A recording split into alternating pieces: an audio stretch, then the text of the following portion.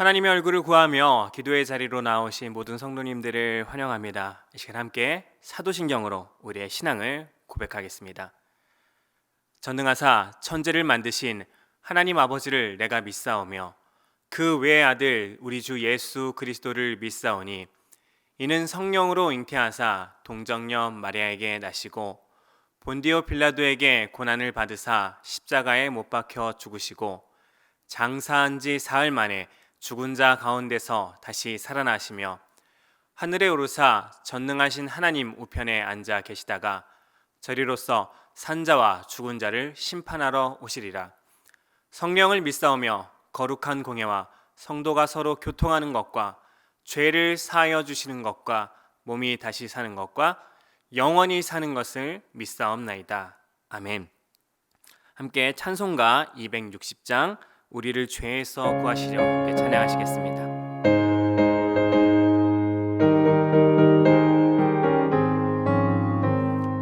우리를 죄에서 구하시려 주 예수 십자가 지셨으니 기쁘게 부르세 할렐루야 나 구원 얻었네. 찬송하세 찬송하세 주님 나를 구하셨네. 찬송하세 찬송하세 주가 구원하셨네. 우리를 주께서 구했으니 이전에 행하던 악한 일과 주하고 더러운 모든 죄를 온전히 버렸네. 찬송하세 찬송하세 주님 나를 구하셨네. 찬송하세 찬송하세 주가 구원하셨네.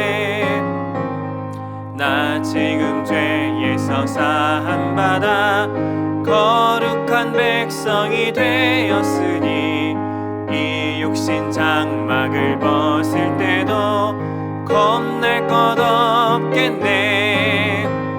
찬송하세 찬송하세 주님 나를 구하셨네. 찬송하세 찬송하세 주가 구원하셨네. 우리가 이 세상 떠날 때에 예수의 손목을 굳게 잡고 영원히 즐거운 천국에서 주 함께 살겠네. 찬송하세 찬송하세 주님 나를 구하셨네. 찬송하세 찬송하세 주가 구원하셨네. 오늘 함께 읽을 말씀은 누가복음 3장 7절부터 14절까지의 말씀입니다. 누가복음 3장 7절부터 14절까지의 말씀을 제가 봉독하겠습니다. 요한이 세례받으러 나오는 무리에게 이르되 독사의 자식들아 누가 너희에게 일러 장차 올 진노를 피하라 하더냐. 그러므로 회개에 합당한 열매를 맺고 속으로 아브라함이 우리 조상이라 말하지 말라. 내가 너희에게 이르노니 하나님이 능히 이 돌들로도 아브라함의 자손이 되게 하시리라. 이미 도끼가 나무 뿌리에 놓였으니 좋은 열매 맺지 아니하는 나무마다 찍혀 불에 던져지리라. 무리가 물어 이르되 그러면 우리가 무엇을 하리이까? 대답하여 이르되 옷 두 벌 있는 자는 옷 없는 자에게 나눠줄 것이요 먹을 것이 있는 자도 그렇게 할 것이니라 하고 세리들도 세례를 받고자 하여 와서 이르되 선생이여 우리는 무엇을 하리이까 하매 이르되 부과된 것 외에는 거두지 말라 하고 군인들도 물어 이르되 우리는 무엇을 하리이까 하매 이르되 사람에게서 강탈하지 말며 거짓으로 고발하지 말고 받는 급료를 족한 줄로 알라 하니라. 아멘. 지금까지 저의 마음이 가장 가난했던 시절이 언제였나 생각해보면 제가 22살 때 갓 입대한 처음 한 달이 아닐까 생각이 듭니다. 훈련소에 처음 입소를 했는데 지금까지 제가 살아왔던 환경과 너무나도 다른 환경이 펼쳐졌던 것 같습니다. 긴장되고 또 그때 당시가 1월이었기 때문에 굉장히 날씨도 춥고 무섭고 엄한 그런 분위기 속에서 그냥 한두 달이 아니라 앞으로 2년이나 생활해야 된다는 사실 때문에 굉장히 입대하자마자 눈앞이 캄캄해지는 경험을 했습니다. 그래서 처음 특별히 5주 동안 훈련소에 있는 기간 동안 정말로 마음이 많이 어려웠습니다. 그래도 그 중에서 주일마다 함께 참석할 수 있는 예배는 주일 예배는 정말 마음의 담비와 같은 소중한 시간이었습니다. 그때는 정말 어떤 찬양을 불러도 눈물이 막 흐르더라고요. 그렇게 주일날 교회 가는 것이 참 행복했는데 문제는 교회를 주일에 한 번밖에 못 간다라는 게 참 아쉬웠던 것 같습니다. 그러던 어느 날이었습니다. 오늘은 세례식이 있는 날이기 때문에 토요일에도 특별히 교회를 갈 수 있게 해준다는 것입니다. 참 기쁜 소식이죠. 저는 이미 세례를 받았기 때문에 세례를 받는 동기들을 훈련소 동기들을 축복해주기 위해서 또 축하해주고자 하는 마음으로 세례식에 참석을 했습니다. 그런데 세례식에 참석해서 정말로 깜짝 놀랐습니다. 왜냐하면 거의 2,000명이 넘는 장병들이 세례를 받으러 온 것입니다. 자료를 나중에 찾아보니까 논산에 있는 육군훈련소에서는 작년에도 거의 한 해 동안 6만 9천 명이나 세례를 받았다고 하는 거예요. 정말로 많은 인원이 세례를 받고 있는 것이죠. 근데 왜 이렇게 많은 사람들이 세례 받고자 모인 것일까요? 사실 세례식에 가면 다른 주일 예배 때보다 더 많은 간식을 주기 때문입니다. 초코파이와 초코바, 콜라 등 훈련소 때는 먹기 힘든 좋은 간식들을 준다는 소문이 이미 훈련병들 사이에서 나 있었기 때문입니다. 저는 사실 2,000명이 넘는 인원들이 세례받고자 모인 모습을 보면서 여러 가지 마음들이 교차했습니다. 사실은 좀 더 복잡한 마음이 들었던 게 사실이었던 것 같아요. 이 많은 사람들이 정말로 예수님을 믿고 정말 예수님을 영접하고 이 자리에 모인 것이라면 얼마나 좋겠습니까? 그런데 현실은 모인 대다수가 거의 대부분이 예수님에 대한 관심은 전혀 없고 다른 목적으로 모였기 때문입니다. 그 사실을 알기 때문에 마음이 복잡했던 것 같습니다. 그런데 오늘 본문에서 세례 요한도 이런 비슷한 감정을 느끼지 않았을까 생각을 해보게 됩니다. 요한이 요단강에서 죄 사함을 받게 하는 회개의 세례를 전파하자 정말로 많은 사람들이 요한에게 세례를 받고자 몰려들게 됩니다. 회개의 메시지를 듣고 많은 사람들이 세례 받겠다고 몰려든 것이죠. 이 장면만 생각해 보면 굉장히 좋은 일이 아닌가 하고 생각이 됩니다. 그 메시지가 어떻든 사람들의 마음에 변화를 이끌어낸 것이니 말입니다. 그런데 7절을 보면 이 무리들을 지켜보는 요한의 마음이 복잡했다라는 것이 드러나 있습니다. 누가복음 3장 7절인데요. 요한이 세례 받으러 나오는 무리에게 이르되 독사의 자식들아 누가 너희에게 일러 장차 올 진노를 피하라 하더냐. 요한이 세례 받으러 온 사람들에게 어떻게 이야기하는 것입니까? 독사의 자식들아 라고 이야기하는 것입니다. 이 이야기가 회개하라는 말씀을 듣고 반응하지 않던 사람들에게 독사의 자식들아 라고 이야기한 것이 아니라 요한의 회개의 메시지를 듣고 세례 받겠다고 온 사람들에게 요한이 독사의 자식들아 라고 이야기를 하는 것입니다. 이게 어찌된 영문일까요? 요한이 이렇게 말한 것은 자신에게 모인 사람들의 그 속마음이 무엇이 있는지 사실 알고 있었기 때문입니다. 8절에는요 그 이야기가 더 자세히 나오는데요. 그러므로 회개에 합당한 열매를 맺고 속으로 아브라함이 우리 조상이라 말하지 말라. 내가 너희에게 이르노니 하나님이 능히 이 돌들로도 아브라함의 자손이 되게 하시리라. 요한이 자신에게 몰려든 사람들에게 회개하고 회개의 메시지를 듣고 세례받으러 온 사람들에게 독사의 자식이라고 한 이유가 무엇일까요? 요한은 그들에게 회개에 합당한 열매를 맺으라 라고 이야기합니다. 무리들이 회개하고 돌이켜서 세례받고자 해서 온 것이 아닙니다. 그렇다면 이 사람들은 왜 모인 것일까요? 요한이 그 답을 이야기하고 있죠. 속으로 아브라함이 우리 조상이라 말하지 말라. 이게 무슨 뜻일까요?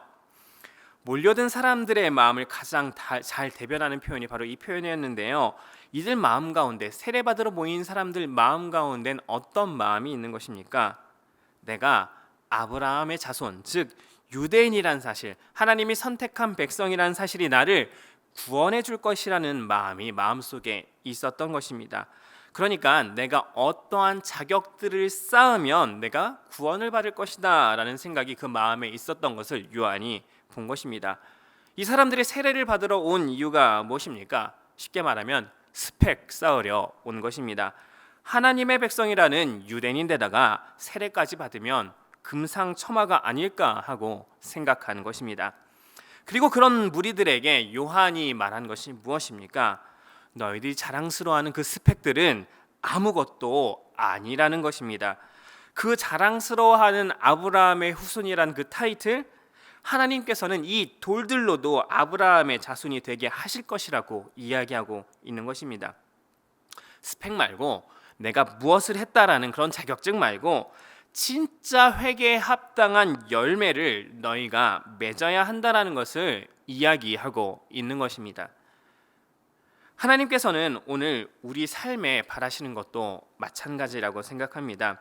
우리는 자꾸 우리의 의로 하나님 앞에 나아가려 합니다. 하나님, 제가 오늘도 이렇게 새벽 예배에 참석을 했고요, 제자 훈련도 했고요, 순장이고요, 이러이러한 중요한 사역들을 감당하고 있고요, 그리고 우리에게 어떤 그런 내세울 것들이 부족할 때, 우리의 의가 부족할 때 하나님 앞에 부끄러워하는 마음을 갖기도 합니다.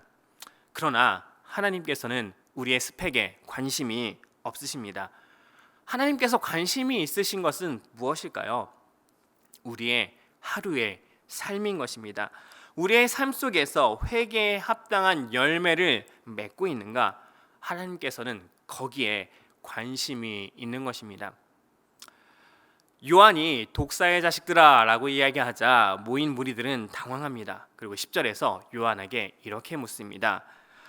무리가 물어 이르되 그러면 우리가 무엇을 하리이까? 무슨 뜻입니까? 회개에 합당한 열매를 맺으라고 말하는데 그것이 뭐냐고 묻는 것입니다. 그런데 여기서 눈여겨볼 흥미로운 부분들이 있습니다. 바로 누가 질문하느냐에 따라 요한의 대답이 조금씩 달라진다는 점인데요. 12절에서는요, 세리들이 묻습니다. 세리들도 세례를 받고자 하여 와서 이르되 선생이여 우리는 무엇을 하리이까? 선생이여 우리는 무엇을 하리이까? 세리들이 이렇게 물었을 때 요한은 세리들에게는 이렇게 이야기합니다. 이르되 부과된 것 외에는 거두지 말라 하고, 세리에게 해당되는 세리가 취해야 할 회개에 합당한 열매는 무엇입니까? 부과된 것 외에는 거두지 않는 것이 세리에게 회개에 합당한 열매인 것입니다. 이 말씀이 시사하는 바가 무엇입니까? 당시 대다수의 세리들이 행했었던 로마에서 요구하는 금액보다 더 많은 액수를 세금으로 징수하여서 자신의 배를 불리는 일, 그 일들을 하지 않는 것이 회개에 합당한 열매라는 것입니다. 세리에게 회개에 합당한 열매는 자신의 삶의 자리에서 정직과 이웃 사랑을 실천하는 것, 그것이 바로 회개에 합당한 열매라고 요한이 이야기하고 있는 것입니다. 이번에는 요한에게 군인들이 찾아와서 묻습니다. 14절입니다. 군인들도 물어 이르되 우리는 무엇을 하리까 하매, 군인들이 묻자 요한이 뭐라고 대답합니까? 14절 하반절에는 이렇게 나옵니다. 이르되 사람에게서 강탈하지 말며 거짓으로 고발하지 말고 받는 급료를 족한 줄로 알라 하느니라. 군인들에게 회개에 합당한 열매는 무엇입니까? 다른 사람에게서 강탈하지 말고 거짓 고발하지 말고 자신의 급료를 족한 줄 아는 것입니다. 이 말씀이 시사하는 바가 무엇입니까? 당시 많은 군인들이 세리들의 증세 업무를 도와서 동족들을 수탈하고 자신의 주머니를 채웠다고 하는데요. 그런데 정말 회개했다면 그 일들을 그만두라는 것입니다.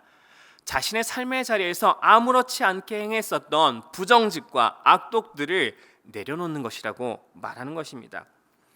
요한이 무리들에게 요구했었던 회개에 합당한 열매는 지금까지 살아왔었던 모든 일들을 내려놓고 거창한 무언가를 새로 시도하라, 이런 것들을 말하는 것이 아닙니다. 세리면 정직하게 세금 거두고 다른 사람 속여서 착취하지 말라는 것입니다. 군인이면 다른 사람 강탈하지 말고 자신의 본분으로 정직하게 돌아가서 이웃들을 지키는 것, 그것이 바로 회개의 열매라는 것입니다. 주님께서는 우리의 의에 관심이 없으십니다. 우리의 스펙에 관심이 없으십니다.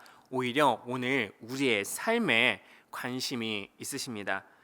우리의 매일 반복되는 일상의 삶의 자리에서 회개한 사람다운 삶의 열매가 일어나는 것을 발견하기를 원하십니다. 정직하게 하나님의 말씀대로 이웃을 사랑하는 선택과 결단들이 우리의 직장에서, 가정에서, 삶의 모든 장소에서 실천되는 것들을 주님께서 기대하십니다. 만일 오늘 우리가 세례 요한에게 세리와 군인처럼 다가가서 우리는 무엇을 하리까라고 요한에게 묻는다면, 요한은 오늘 삶의 자리에서 어떻게 회개에 합당한 열매를 맺으라고 우리에게 이야기할까요? 오늘 하루 우리의 삶의 자리에서 회개에 합당한 열매를 맺기를 소망합니다.